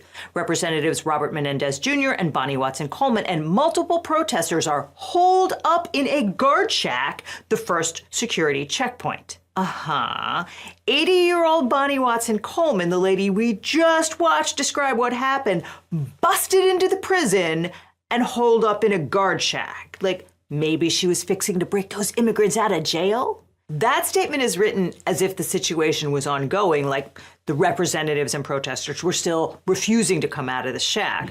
But I would note that no protesters other than Baraka were arrested. DHS spokeswoman Tricia McLaughlin then went on CNN to say, quote, "We actually have body camera footage of these members of Congress assaulting these ICE enforcement officers, including body slamming a female ICE officer." Is Bonnie Watson Coleman in the room with you now, Tricia? Blink twice if you're being body slammed. As Coleman pointed out on Twitter, McLaughlin was so unfamiliar with the facts on the ground that she didn't even correctly count the number of representatives present. She said, "We were exercising our legal oversight function as we have done at the Elizabeth Detention Center without incident." McLaughlin accused the representatives of putting the safety of our law enforcement agents and detainees at risk.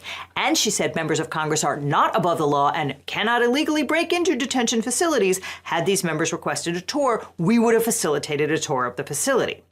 Representative Menendez helpfully pointed out that members of Congress do not have to break into an immigration facility to conduct oversight thanks to this federal statute that empowers them to enter. And Representative McIver flagged the part of ICE's own policy, which specifically says members of Congress do not have to call ahead and make an appointment, which is probably why they did in fact get a tour of the facility. And they were inside for 90 minutes, which is not storming the facility. Baraka said, "There was no bus of detainees there at all.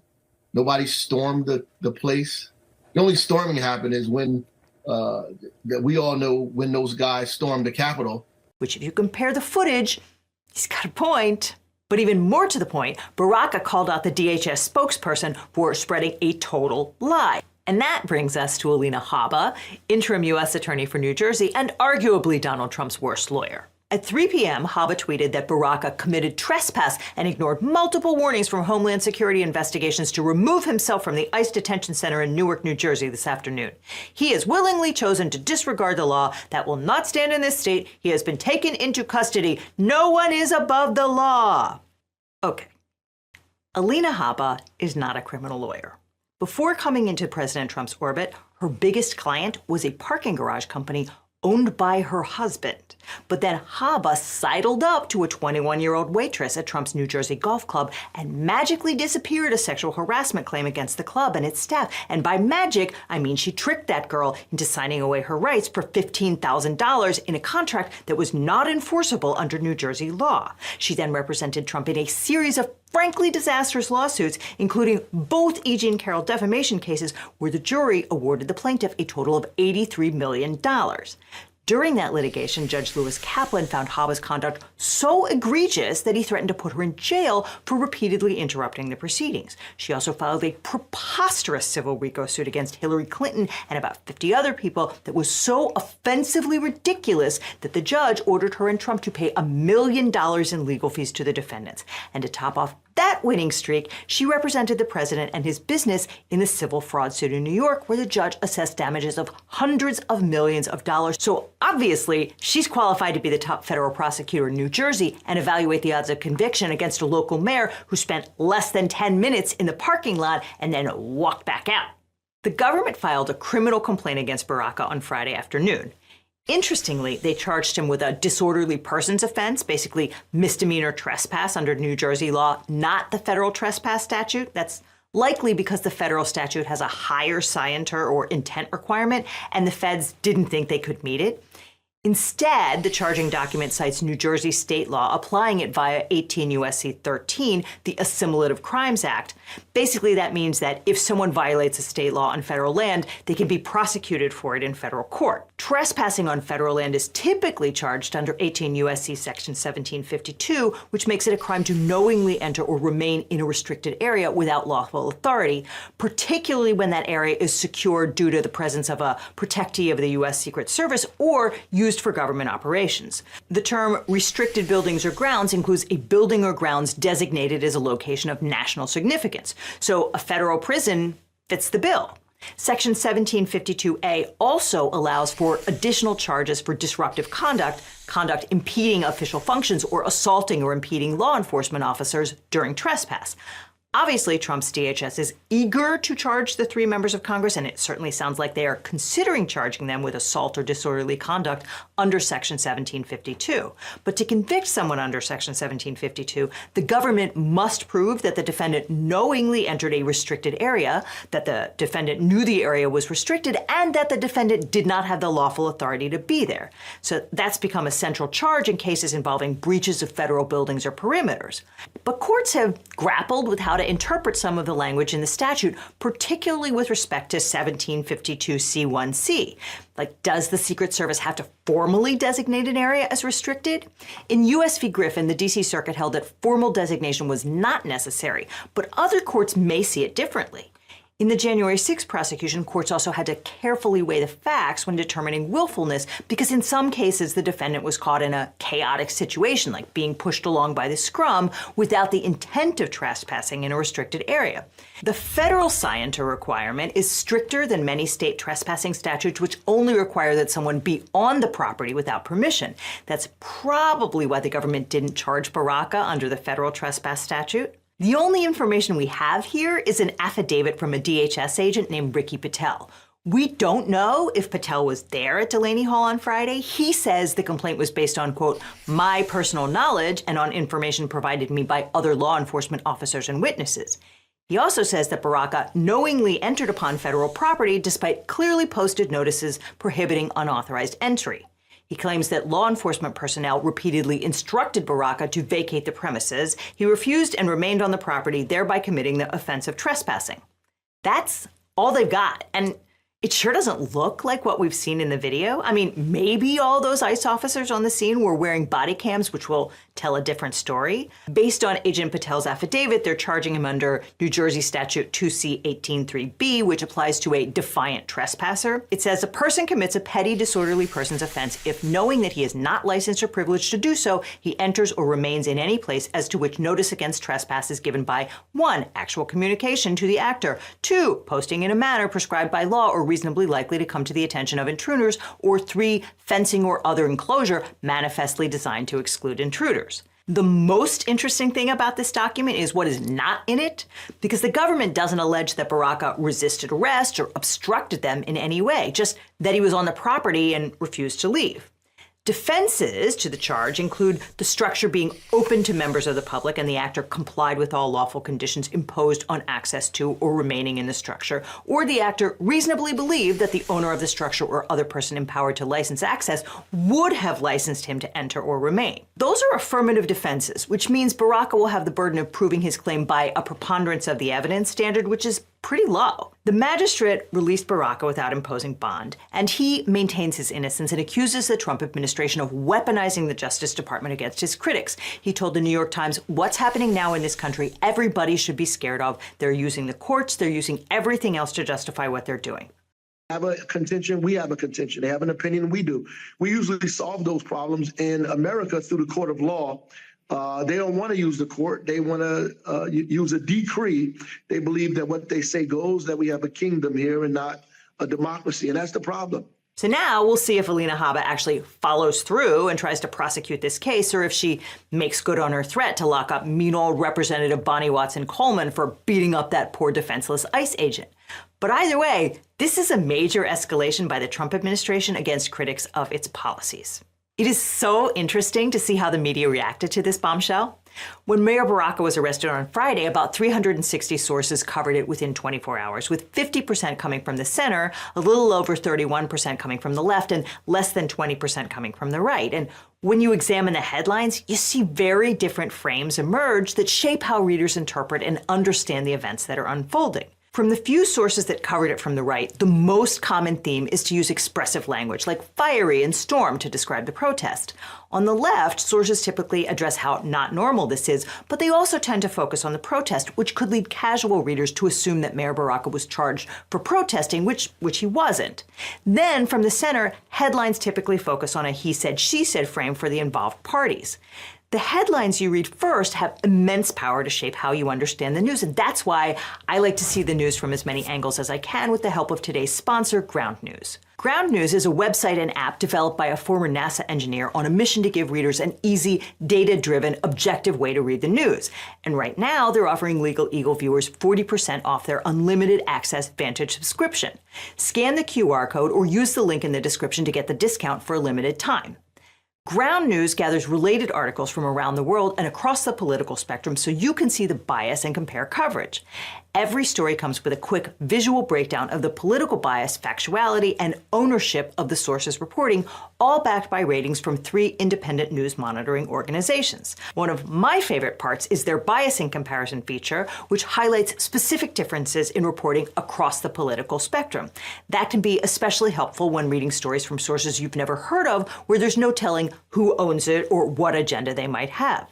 I also love their blind spot feature, which shows you stories that are underreported by either side of the political spectrum, like the story of Mayor Baraka being released after his arrest, which was a major blind spot in right-leaning media, representing less than 15% of sources reporting. That type of analysis helps explain why we often talk past each other and why some people seem hyper-focused on what to others seems like nonsense or fake news. Ground News is my favorite way to get the news, and as a legal eaglet, you can save 40% off the Ground News Vantage subscription by scanning the code on screen or clicking on the link down below. This subscription gives you unlimited access to every feature, including the Bias Insight tool and blind spot feed. And by subscribing, you'll support an independent news platform working to make the media landscape more transparent. So click the link below or scan the code today. And after that, click on this link for more Legal Eagle, or we'll see you in court.